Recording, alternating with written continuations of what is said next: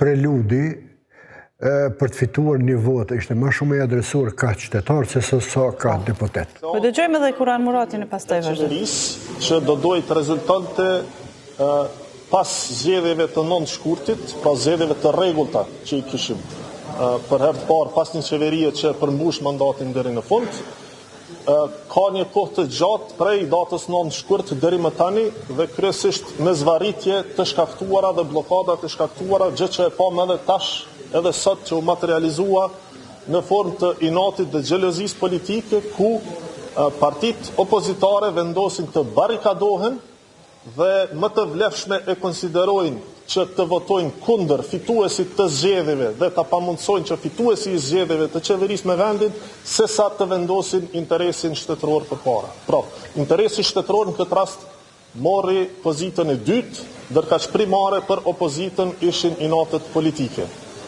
Ne prej ditës parë, pra kur prej fillimit, prej certifikimit dhe prej ditës parë kur është thirrë seanca konstituive, kemi ndjekur të gjitha afatet si subjekt fitues, asnjëherë, asnjë ditë të vetme nuk kemi vonuar.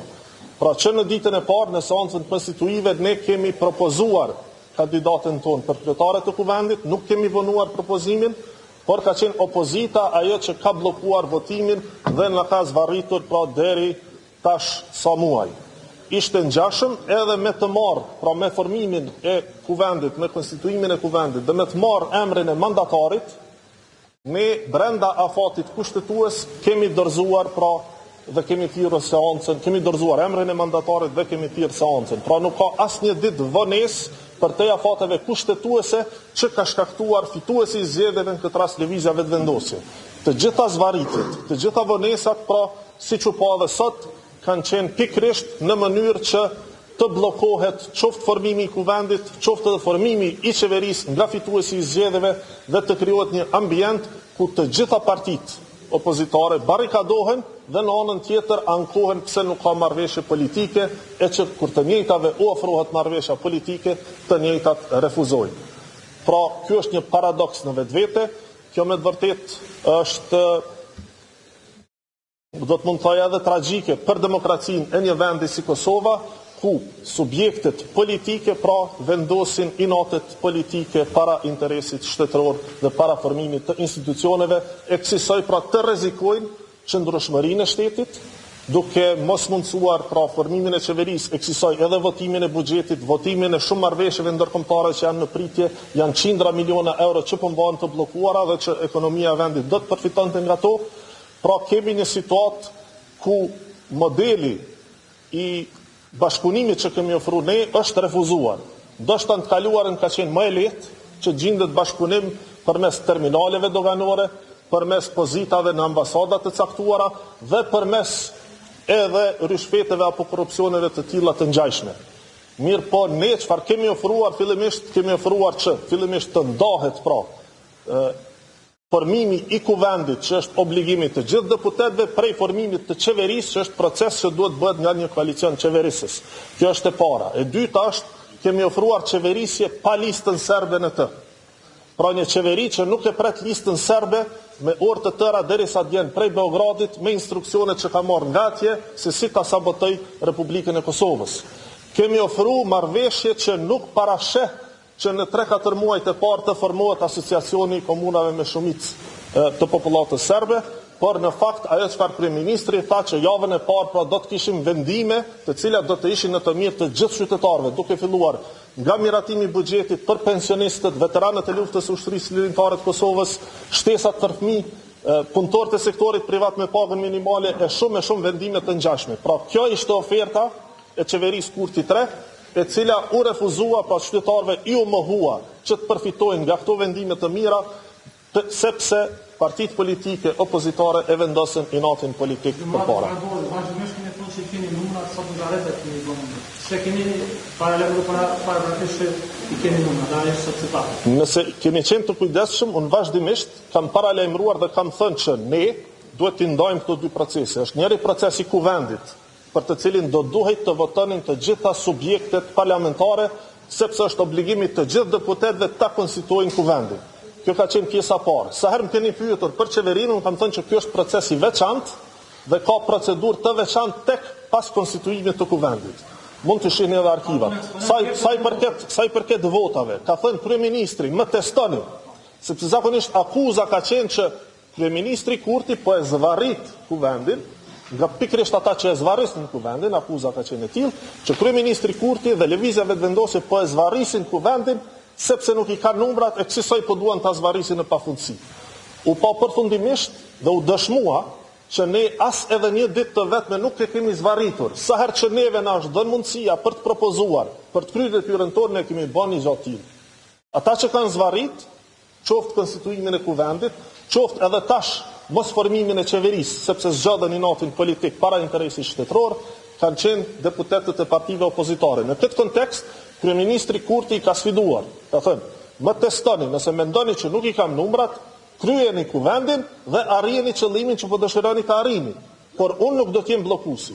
Ne nuk kemi qenë asnjëherë bllokuesi dhe vënuesit e afateve ligjore dhe kushtetuese për të formuar institucionet e vendit. Kanë dy partitë opozitore që nuk janë të gatshëm po të bëjnë qeveri në rast se do të bëhet të propozime nga qeverisë në rast se do të pyetet.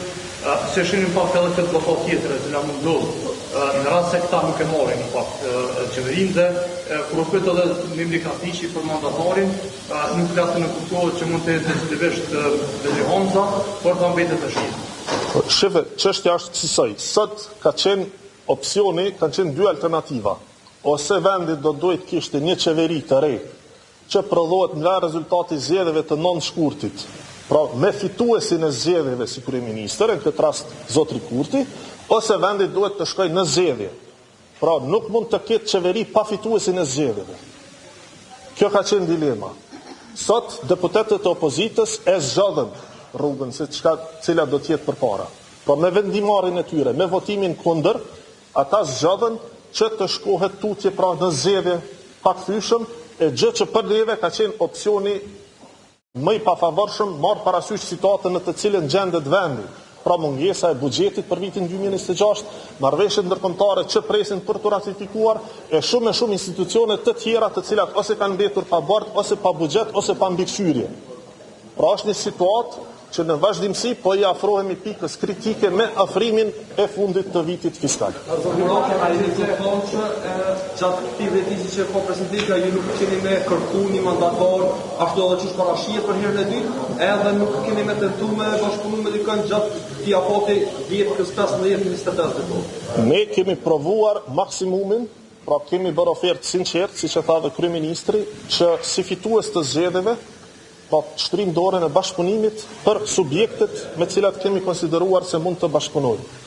Ato subjekte kanë refuzuar në mënyrë kategorike ose kanë pasur kërkesa që kanë qenë mbi proporcionale në raport me rezultatin zgjedhor që kanë pasur.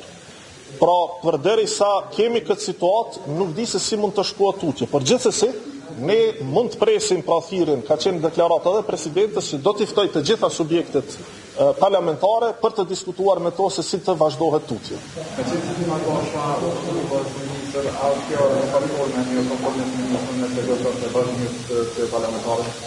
Emri Dimal Bashës ka qenë paraparë si ministër për infrastrukturë që prej fillimit.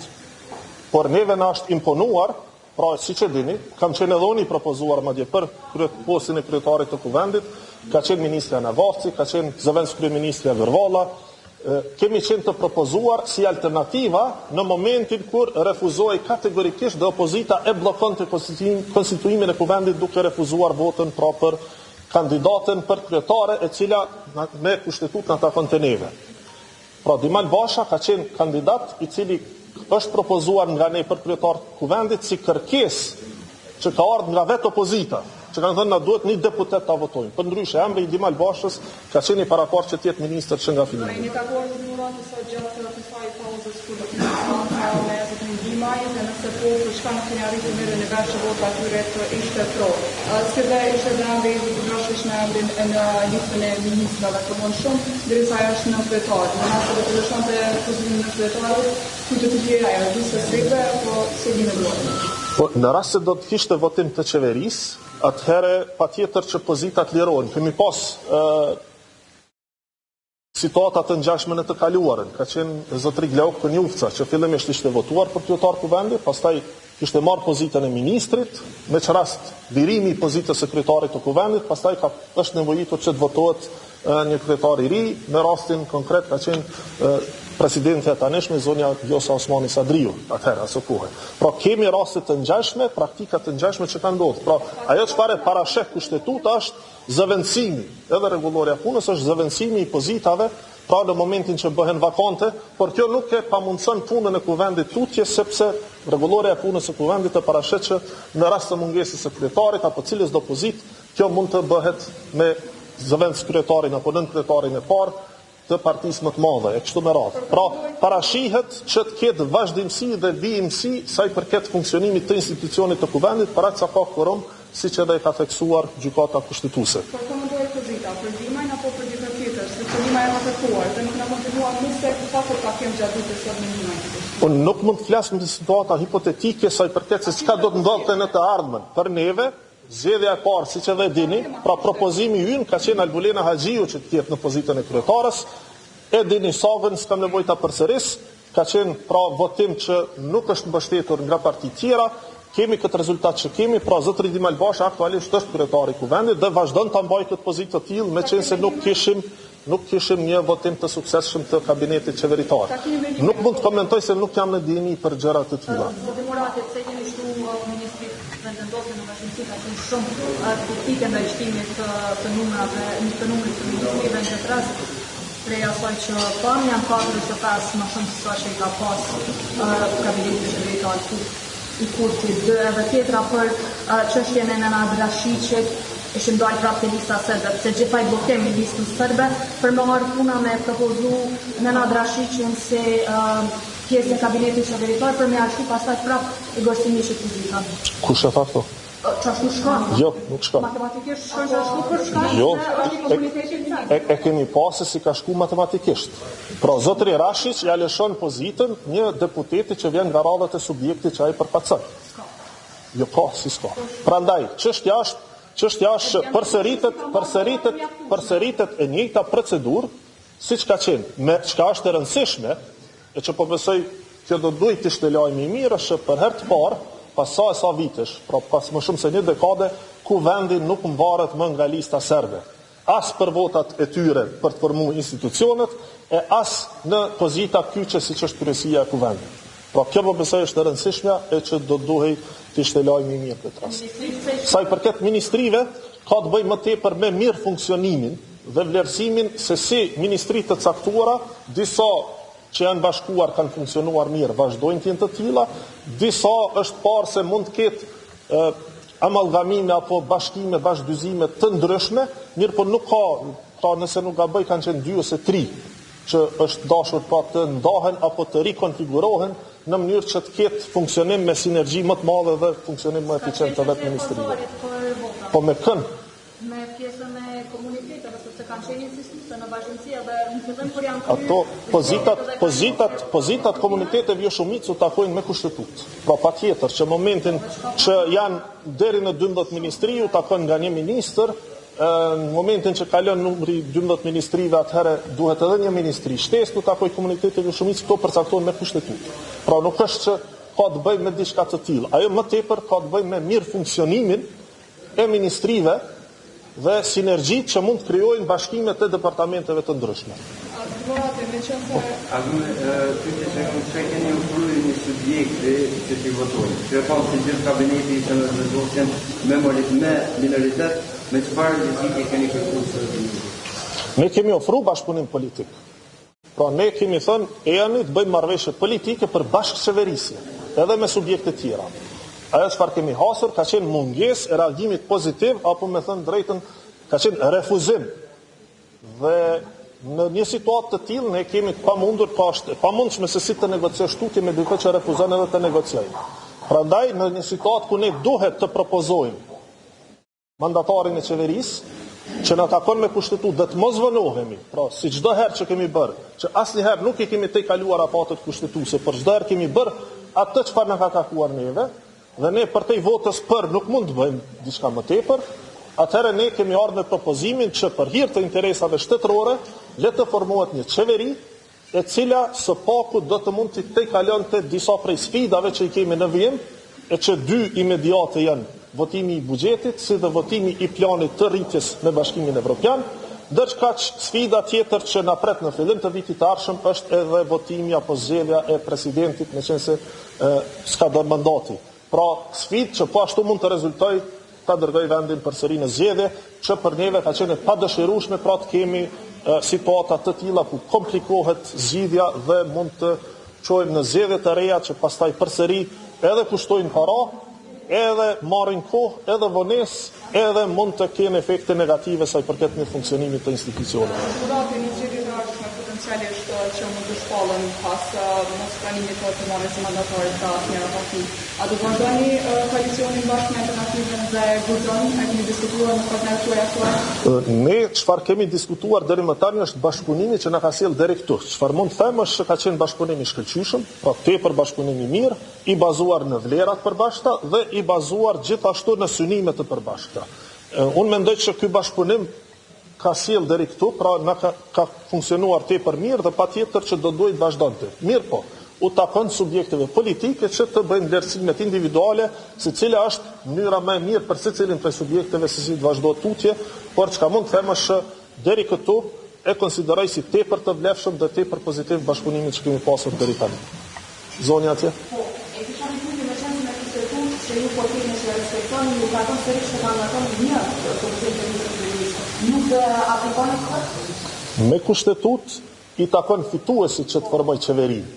Fituesin këtë rast ka qenë personi më i votuar, kryeministri aktual në detyrë, e që do duhet ishte edhe kryeministri ardhshëm bazuar në rezultatin e zgjedhjeve, pra Albin Kurti.